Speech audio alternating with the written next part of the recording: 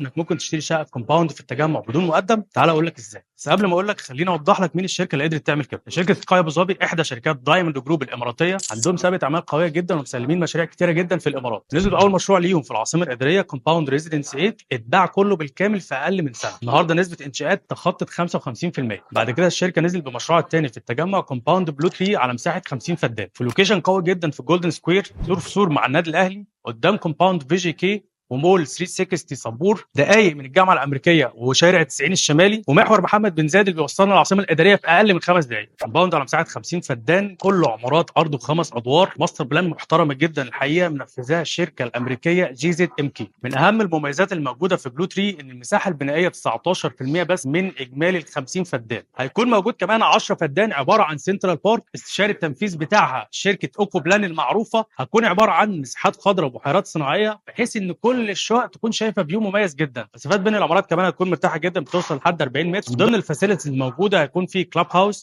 اوت دور جيم، كيدز اريا، في مول تجاري كمان هيكون فيه كل الخدمات اليوميه اللي بنحتاجها داخل الكومباوند. بالنسبه للمساحات بتبدا معانا من اول 115 متر الغرفتين ومتوسط سعرها 7 مليون، ثلاث غرف بتبدا من اول 145 متر متوسط سعرها 9 مليون. العرض الموجود دلوقتي انك تقدر تمتلك شقتك في كومباوند بلو تري بدون مقدم، تدفع اول قسط بس وتقسط لحد 7 سنين، او تدفع 10% وتقسط لحد 9 سنين، وكمان الكلاب هاوس فري. لو عايز تعرف تفصيل اكتر عن كومباوند بلو تري او اي كومباوند في القاهره الجديده، اعمل ساين اب او ابعت لنا واتساب وهنكلمك نشرح لك كل التفاصيل ونساعدك في اختيار اليونت المناسبه ليك.